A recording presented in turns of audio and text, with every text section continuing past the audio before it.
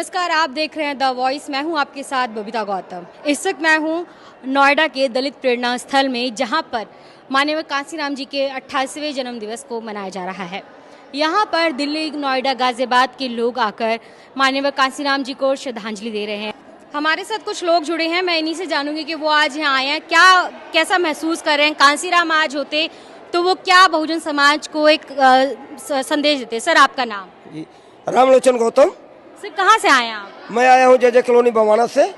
क्या लग रहा है आज कांसीराम जी अगर जिंदा होते तो बहुजन समाज आज कहाँ होता? आज अगर बहुजन समाज आज भी मतलब कांसीराम साहब जिंदा नहीं है, लेकिन उनका कारवा हम लोग बढ़ा रहे हैं, चला रहे हैं, और बहन जी बढ़ा रही हैं, और हमारा समाज पूरा एकजुट होकर के है ना बहुजन समाज का संघर्ष कर रहा है। सर, आप मुझे बताइए, अगर कांसीराम जी आज जिंदा होते, जो बहुजन समाज के साथ आज जो दुर्गति हो रही है, जो अत्याचार हो रहे हैं, क्या वो होते? नहीं होती। पूरे देश में कांसीराम जी का राज होता। पूरे देश में होता।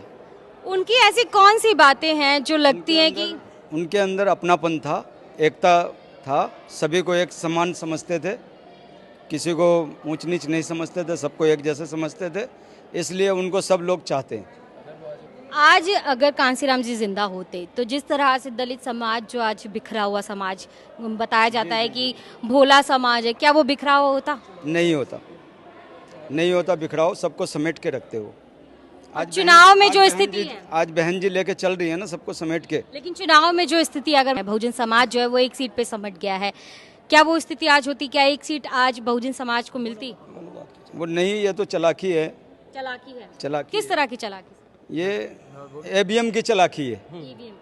आप युवा हैं, आप बताइए, आप कुछ कहना चाह रहे थे? जी, पहली बात आपने इनसे जो क्वेश्चन किया कि जो एक सीट पे सिमट के आ गए हैं, एक्चुअल में जो हमारे बहुजन समाज के लोग हैं उनको ये समझना पड़ेगा कि उनके साथ किस तरीके से माइंड वॉश उनका किया जा रहा है। किस तरह से समझेंगे? क्योंकि बसपा सुप्रीमो 4 बार सीएम रही हैं, बहुजन समाज उनके साथ रहा था, लेकिन स्थिति अब ये आ गई है कि एक सीट पर बहुजन समाज जो पार्टी है वो एक सीट पर सिमट के रह गई। तो अभी भी समझने की देर है। जिस तरह पहले हमारे जो कई ऐसे नेता हैं जो एक के बाद एक अपनी अपनी भूमिका निभाते हैं, अब चाहिए कि आप जो इस पार्टी में से कोई और भी लोग हों वो भी आगे निकले, वो आगे इस चीज़ को बढ़ाए। जिन्होंने जितना काम किया उन्होंने किया। मैडम, ये सिमटा नहीं सिमटाया गया है। किस तरह से? कि आपने अभी देखा कि काफ़ी उनकी ईवीएम पकड़ी गई। आपने देखा कि ईवीएम का दोष तो सर हर बार दिया जाता है, लेकिन इस बार एक सीट मैंने आपको क्या कहा कि इनको सिमटाया गया है। ये सिमटे नहीं है। अगर ये अगर चोरी नहीं ना हो और धोखाधड़ी ना हो तो हकीकत ज़मीन में आपको निकल जाएगी, 100 से पार जाएगी। ये 100-200 से पार जाएगी। लेकिन ये तो इनका काम ही यही है। अभी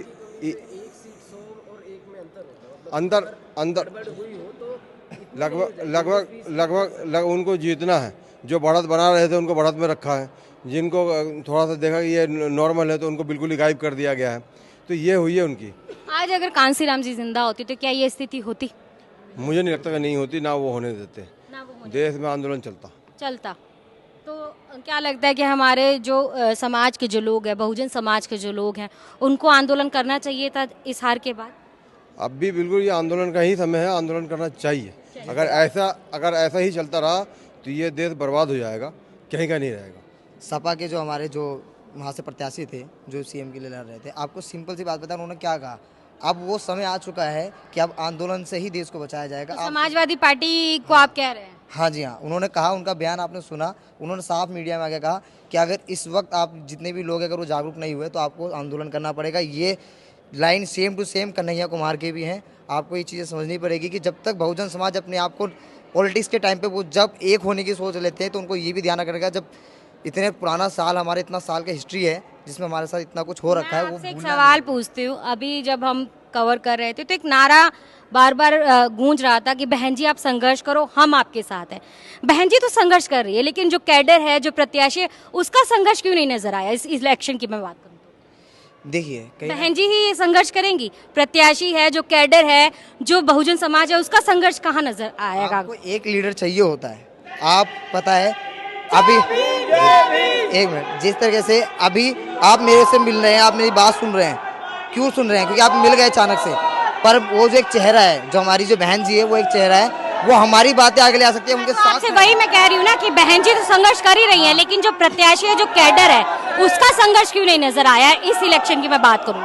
उसका मैंने आपको बताया ना कि मैं जो हमारे समाज के जो बहुजन समाज के लोग हैं उनको ये समझना पड़ेगा कि इलेक्शन के टाइम पे उनको भी अपना दर्जा दे देते हैं वो, मगर उनको ये समझना पड़ेगा सिर्फ इलेक्शन के टाइम में आपको हिंदू बनाया जाता है, उससे पहले आप दलित ही हो पूरे 7-4 साल तक रह के। आप मानते हो कि दलितों को सिर्फ चुनाव के टाइम पे हिंदी हाँ, इलेक्शन के टाइम पे ही उनको अपना बनाया जाता है, उसके बाद उनके साथ वही पीड़ा होती है। अभी देख लो कितनी जॉब रह गई है उनकी, इतनी सारी जॉबें थी, कुछ भी नहीं है, उनको अपने आप को देखना पड़ेगा। आप बताइए क्या इस इलेक्शन में जो फ्री राशन है वो स्कीम काम करी है? जी नहीं, जरूर बिल्कुल नहीं, ये कहने वाली बात है। बिजली फ्री हो गई या बस का किराया फ्री हो गया, उससे बेहतर नहीं है। आप क्या कहना चाह रही हैं? जो फ्री राशन है अगर महिला ना वो मैडम नाम के फ्री है, काम फ्री का नहीं है, ठीक है ना। उसमें भी टैक्स लगना पड़ता है, गालियाँ पड़ती हैं लाइन में और थप्पड़े मार मार के भगाते हैं। कोई फ्री का राशन नहीं देता है, ठीक है ना। हम लोग राशन नहीं देते ना, रोजगार बंद हो गया, फ्री में है तो क्या हुआ, खाली राशन खाए। लेकिन अभी हम लोग रिपोर्ट करके आए हैं, जैसे फ्री राशन है 500 रुपए अकाउंट में आ रहा है, तो कहीं ना कहीं वो वोट बैंक जो है दलितों का वो गया नहीं है। 500 रुपए में क्या पूरा 2 साल चल जाए, साल भर चल जाएगा। 500 रुपए में क्या होता खाते में है? आया ही नहीं है 500 रुपए, कोई कह नहीं सकता किसी नहीं में आता है, किसी में हमारे नहीं में आता। तो बिल्कुल ही नहीं आया। 10 में 5 में आया, 2 का आया। आपसे पूछे क्या महिलाओं का वोट बटा है? बहुजन समाज में जो महिलाएं हैं उनका वोट बटा है भाजपा और सपा की तरफ? बटा है बेमानी करके, हाँ बेमानी करके, ये खुल के बेमानी हो गई है। हम लोग भी उसी जगह पर है जो बेमानी करके डाला गया है।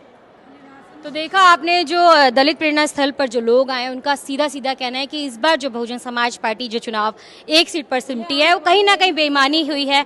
महिलाएं जो बहुजन समाज की महिलाएं उनका वोट बटा है। बबीता गौतम के साथ आप देख रहे हैं द वॉइस।